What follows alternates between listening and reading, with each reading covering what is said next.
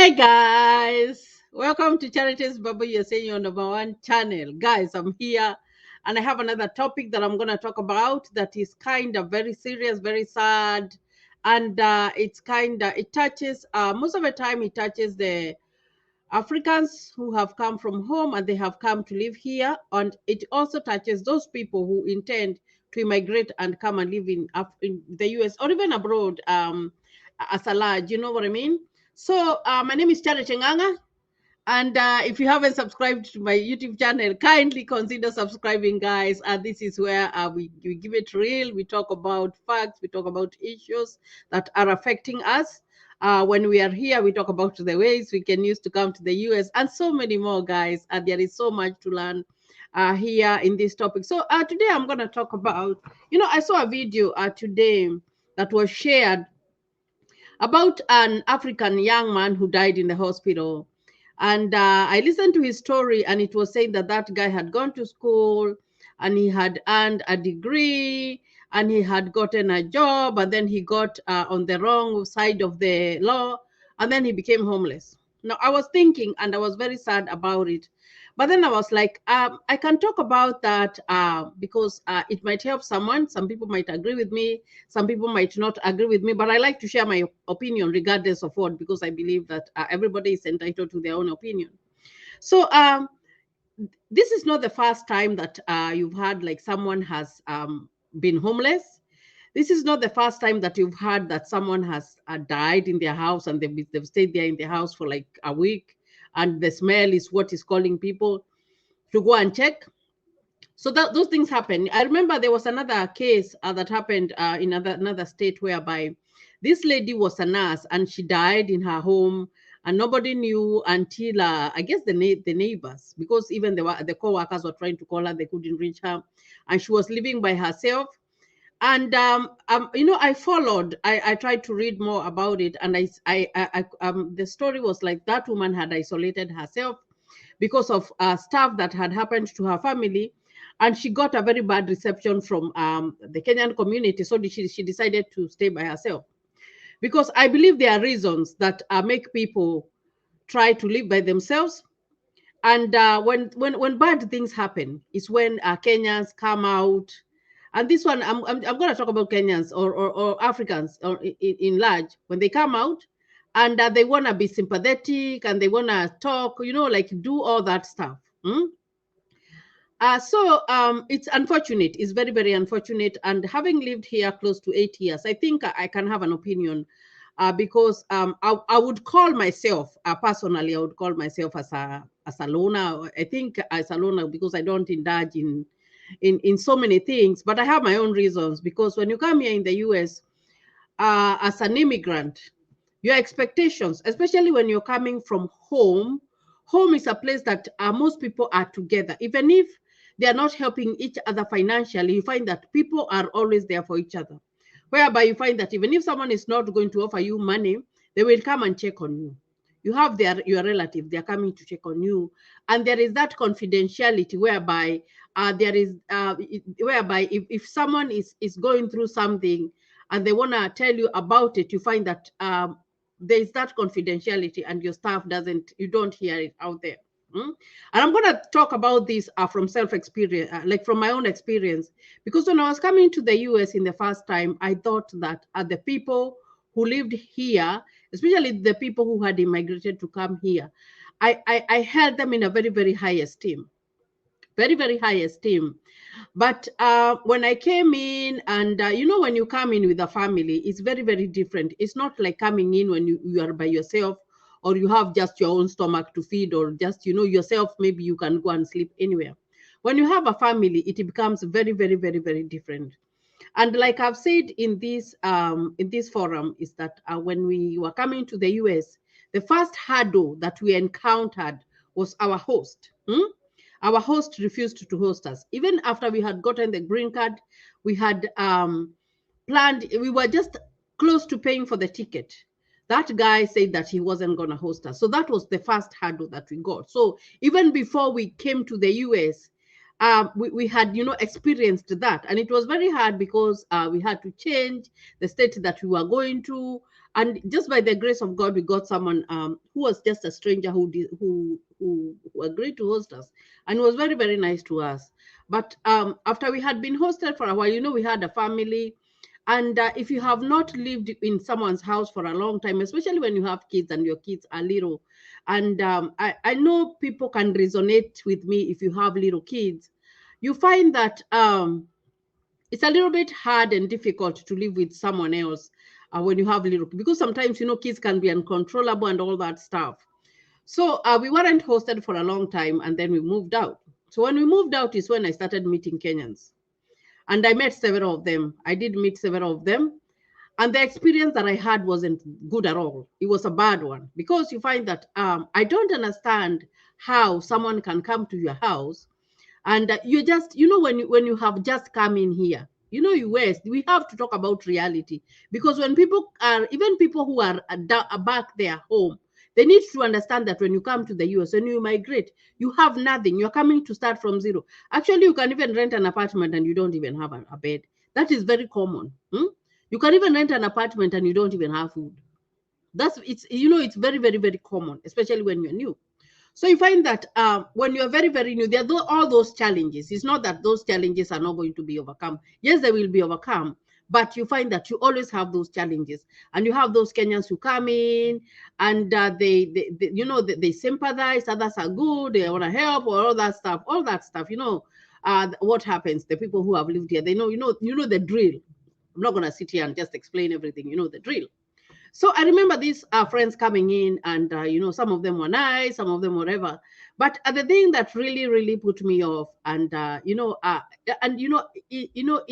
made me the way I am right now, is that there was this particular friend that I was kind of very, very close to, and when you're new, you don't have so much. In an apartment, you have nothing. Sometimes you don't have food. Sometimes you don't have. You're even struggling even to get a ride and all that stuff. So I remember I was going, after I had done my CNM, I made it and all that stuff. I went and got a job somewhere.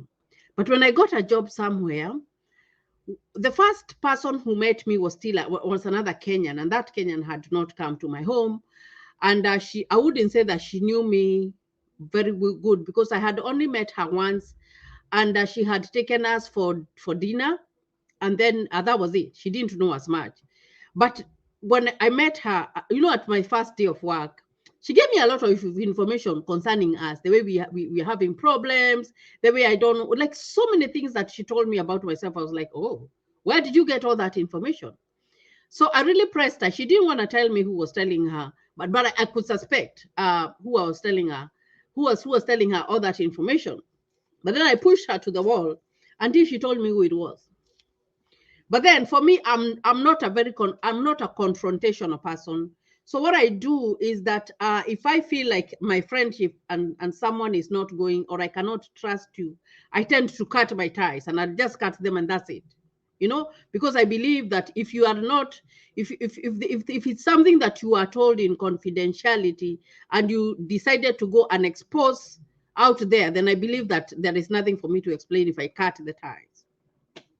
So that is the trend that most people have, most Africans have. They have that trend of, like, they're your friend at that time, and when they go out there, you are the main topic of whatever, and that is what makes most Africans isolate themselves.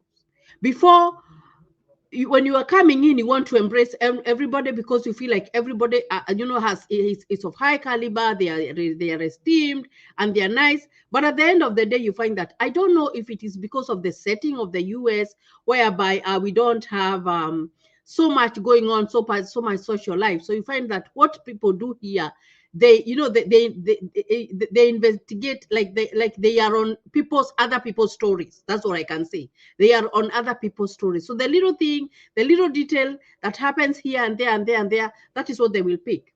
And you find that some people, they are not like that, and they really really don't like me. I don't like it. I just do not like it, because I believe if I am confiding in someone, I'm not used to doing that so much, because I think I've learned my way of living here in the US, and sometimes I'm like, it is what it is.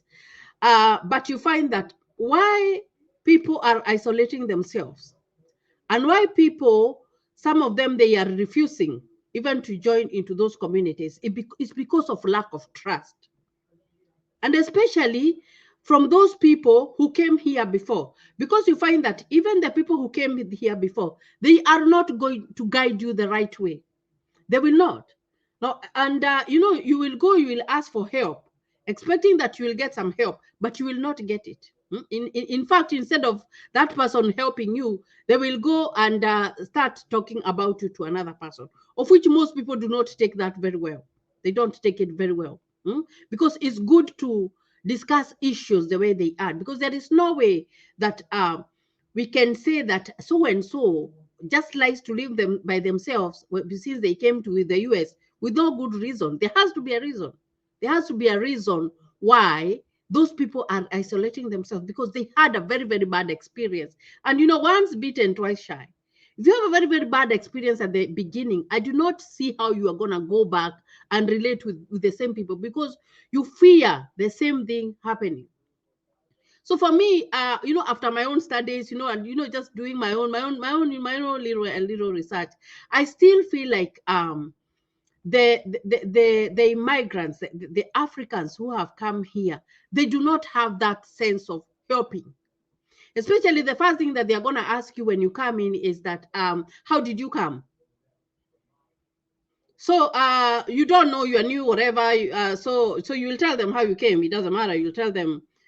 So when you tell them how you came, you find that there's always that isolation in between. There's always that gap in between. This one has papers. This one, maybe they don't have papers or whatever. There's always that gap that is there, that comes in there. And I don't know why it comes in there, because who cares? Whatever, however you are here, nobody cares. That is irrelevant. For me, I think it's irrelevant, because all of us are here, but as a community, I know groups have come up to try and join people together, which is really good. But you find that before, if you experienced a bad thing, if you had a bad experience, you will not be able to reach out even when you are in trouble. You're not going to be able to. And that is why you're finding that some people, things are happening to them. Others, they opt to isolate themselves, and they opt to look for avenues whereby, in case a calamity happens, they will be able to help themselves. That is what happens, because you do not want that interaction whereby people will come to you, and they will come in the name of helping. And when they come in the name of helping, they will come and give you maybe $10 or whatever. And then that $10 is, they're coming to look for a story. They are like the paparazzi. Because I've even listened to people. I listened to this friend of mine, and she was sick, and the people had planned to go and see her. But even before they went to her house, she started hearing stories that they were talking about, I don't know what, all that stuff. And that person was sick. That person had to cancel. She said she doesn't want anybody to go to her house to help. Why? Because most of us, and it's very good to be honest, because honesty, and unless we address these issues and we talk about them and we are able to face them, is when people will have that awareness and maybe change and try to be nice, because I believe being nice is good. You don't have to give anybody anything, actually. You do not need to, but just be, and being there for that person. And that confidentiality, that if that person has confided in you in this, then they do not expect to hear that information out there, of which our African people have failed terribly on that. They have failed terribly on that. Others is something like even let's assume like it's a married couple, whatever. So you find that you're married, and maybe you are having a good marriage or whatever, and all of a sudden you find that your husband has moved and they're living with this other person. You don't know how they snatched your husband, but they did, because that happens a lot. And it's unfortunate that the number of women immigrants is more than the men. It's more. So you find that happens a lot. So those trust issues, they're there. And unless those trust issues are addressed, and even when those people who want to open up and talk about themselves, you find that people still critique There's always something to be talked about. Even a very good thing that happens, there's always something to talk about. And I think that is why you find that some people tend to isolate themselves, because some people don't want shenanigans in their life, because some people, they are focused, and they are like, if I cannot get help from them, then I'm going to help myself. And it's unfortunate that it happens that not everybody will be able to have life insurance. Not everybody is going to be able to save money, or that they can help themselves in an event of death or in an event of disease. But you find that because of those trust issues, because of not loving one another, because it all comes to love, it all comes to having a guide. Because as an immigrant, even if you are having your house or whatever, the people who came here before, they should be a guide. But we don't have those guides. The African way is putting each other down. Is putting each other down. You see that one is going up, you put them down. You see that one has come in, and maybe they found you, and you have been doing CNA, and maybe they went to school, they become RN, they get the bachelor's, whatever. You find that people tend to stay in clusters. These ones are CNAs, so they stay there. These ones are RNs, they stay there. These ones are whatever, they are professors or whatever, they stay there, and all that. I don't know what I can call it, but for me, I think it's wrong. It is not right. And as Africans, we should be able to embrace each other. It doesn't matter whatever you are. It does not matter. If it doesn't matter whether you are a janitor. It doesn't matter whether whatever you do. We should not classify ourselves with those clusters, because those clusters are what like make other people isolate themselves, because you are like whatever. And that is why you find that it's not that even those people who are homeless, that people do not know that those people who are homeless. The people who are closest to them know that they're homeless. But what happens? Abandonment. You will be abandoned by your own kin, by your own people, because you find that it's like when you go to the store and you hear someone speaking Swahili, or you hear someone speaking your language, you will want to reach out and talk to that person, because you feel like you've met a brother or a sister. But when it comes to times whereby there is trouble, sometimes you will not get, your friends are not going to show up. They will not. They just will not. And I'm not saying it's everybody. There are some people who are liberated, and they're forming these groups, that they're helping each other, whatever. Some of them are very rude. There was a time that I went to Awake. It was Awake that I just happened to go, because for me, I choose to go where I want to go. And I say, for me, I like my own whatever. I'm like, I'm not gonna be influenced by anybody. I'm just gonna do me, because I like to do me. And I think I'm a very introvert. And the first experience that I had here, it wasn't good. So I was like, whatever, I don't need whatever. But I went to this wake, and when I went to this wake, after the preacher had preached and all that had happened, there's this guy who stood up to talk. And then when he stood up to talk, he was like, now, for those people who do not go anywhere and they do not want to associate with anybody, just so you know that when something happens, we are not going to come to your house. We are not going to contribute. I was like, what the heck? What is he saying? Because when you see new people, for me, what I know is that when I see new people, it's time to encourage them so that they can see the goodness in whatever that you're doing.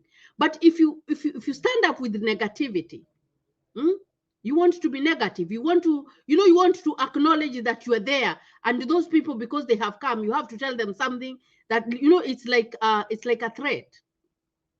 It's like, if you don't do this, then you don't do this. Then how are you gonna have that affinity for you to be able to attract people, or to be able to bring people together, if that is the welcome that you're welcoming people with?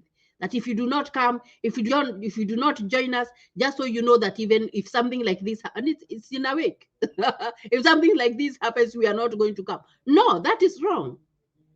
I think I felt, I was so offended. I was just like, oh my gosh, what the heck is this guy saying? Because that is the African way. It's like, you either do this or we don't do this. That's wrong. That I find it wrong. And I'm not surprised to hear. I know it's going to happen more and more unless Africans change. It's going to happen more and more for people who are isolating themselves. It's going to happen a lot. Because when I listened to that story of that boy who passed away, I was like, didn't he have friends? Yes, he did have friends. When he was working and all that, he was having friends. But you find that when things went south, all his friends abandoned him because that's what happens. Here it's, I normally say here is every man for himself and God for us all. Which should not be like that. It should be a little bit different, whereby the people who are older should be able, you don't have to financially help someone, but you should be able to carry someone, guide. In other words, guide. I'll say guide. But you find that there is nothing like that. You know, it's all about rudeness. It's all about whatever. It's all, if you don't do this, you don't get this. I don't know what. And then you're like, what's even the point? There's not. That's why you find that most people, they just don't want all that drama. So they tend to isolate themselves. But and then that person who isolated themselves, then that means that because you know the drill, you know how it goes. If you don't join those groups, then you're not gonna get help. Then look for a way to save your money or do whatever, so that in case something happens, something bad happens, then you don't have to call them, because you don't need to. You don't need to, because, and I would say that personally, and I'm not saying that because I am a nurse forever. No, I'm not saying that because even when I've had things happen even in my house, and major things have happened, and I have not called anybody. I have not, because I do not want to call people in my house so that they can get breaking news. No, I don't want to. Hmm? And that is what most people fear. That is the fear that everybody has. Because when we come from Africa, we are coming from a warm place. We are coming from a place whereby even if there is a wake and people do not have money, people even show up with maize, like the corn. Others even show up with pumpkins, just in solidarity. And they don't show up so that they can go to criticize or to go and do whatever. No, they don't. They just show up and they help whatever they can help until all is done. And when the new people come, they are welcomed, and people talk nicely. People are nice, and they do not stay in those clusters. Actually those clusters, they really really put me off, because you find that, oh, these ones are sitting there because I think they are what, these others are sitting there because they are what, whatever. That really, I think that is a bad thing. It's a bad habit. That every African, this is a foreign land that we are in, and we should be able to be the brother's keeper. So those people, like for me, if I knew that someone was homeless and they were somewhere, and I really really knew, I would go and find out what's going on with them. Even if I do not know them, I would go and find out. But you find that these people, some of these people, they are there and they are homeless, but and people know that so and so, because the stories are there. But and when someone is gone, is when people come out. Oh, they should join the groups. Oh, they should do this. They should do this. Hmm? It's sad. Another thing is that when people are coming here, even there should be some education somewhere to tell them this is what happens. This is US. You have to adapt to all this. You have to adapt to pay your bills. You have to adapt. Instead of like forcing and threatening people even to join those groups, tell them in a good way. This is the advantage that you're gonna have when you join together with people. You see what I mean? Hmm? That's social life. Even if you don't want to be in a big group of people, find one or two or three people who can be checking on you, so that they know how you're doing. People who you can talk to, so that even when you fall into depression, they will know and they will be able to help you out. You see what I mean? It's important. It's even important even to tell these people that if you do this, you might be in trouble. If you don't pay your taxes, you might be in trouble. If you touch a woman, even sometimes you might even touch a woman accidentally, and they accuse you of something, you might get in trouble because they will say that you touched them inappropriately. If you do but if you beat up your wife, you will be in all those norms, so that people know. Because Most people do not know of these things. They don't. They just think that this is Africa. That it's, everything, can be done. So unless there is all that awareness, you find that people will still continue like having all those problems. Mm? So it's a high time that when you sense and you feel like someone is in trouble, instead of waiting until the last minute is when that it's in social media, and that is when people are coming out and they're saying, oh, people have refused to join the groups, they've decided to isolate themselves. There's a reason why people are isolated themselves. And unless that is addressed, when we see new people, we do not become like we do not become like the big fish who want to get rid of the small fish. No, we become the big fish who carry a small fish. A whale. If you watch a whale, what happens is that a whale like eats a lot of like very very big meat, and you find that when a whale is swimming, wherever it's swimming, there are very little fish that are following that fish, because they are benefiting from there. So what benefit am I talking about? I am talking about the information. The information. There are some people here, you'll ask them, now how do I go about this? They were like, you will find out. Go Google it or whatever, you will find out. Even the norms that people are taught, they're taught this is how you live in the US, this is how you do it or whatever. There is nothing like that. Even simple, even telling a young person a very simple thing. If you drink and drive, your license will be taken away. You won't find people telling you that. No.